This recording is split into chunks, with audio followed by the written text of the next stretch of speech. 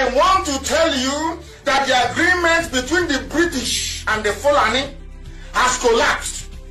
And the only person that collapsed it is Trump. Who is Mazi Nnamdi Kanu? All this while I've talked about Mazi Nnamdi Kanu, but at this point, I want to ask this question. For the first time, I am asking this question.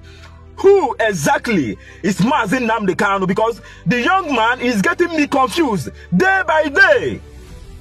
The more the day comes by, the more this young man surprises me. I ask again, who is Mazi Nnamdi Kanu? But before I go further, I want you to write, thank you, Donald Trump. I ask you to write thank you, Donald Trump, not just for writing sake, but before you write it, just hold on. Mazi Nnamdi Kanu, the leader of indigenous people of Biafra, in one of his live broadcasts, said that Donald Trump is going to bring an end the agreement and the evil arrangement between British government and Fulani hegemony, not just in Nigeria, but in the whole West Africa. Just 3 days ago, it happened like Mazi Nnamdi Kanu said it. I'm telling you honestly, at this point, I'm beginning to, Mazi Nnamdi Kanu is somebody I respect a lot, but this time around, I don't just really know.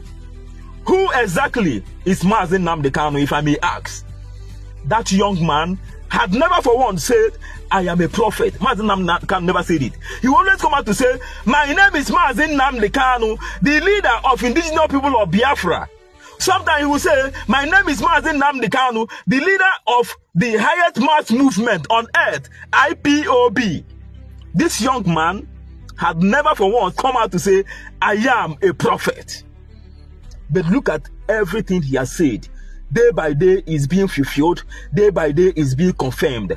I think Mazi Nnamdi Kanu should be studied closely. Not only that, Mazi Nnamdi Kanu should most especially be studied by the so-called people who call themselves prophets, pastors, or whatever men of God in our society today. Mazi Nnamdi Kanu, who exactly is that young man? In a short video, I just want you to listen to the confirmation of what Donald Trump did just a few days ago from Mazi Nnamdi Kanu, the leader of indigenous people of Biafra. Once again, I ask, who is Mazi Nnamdi Kanu, the leader of indigenous people of Biafra?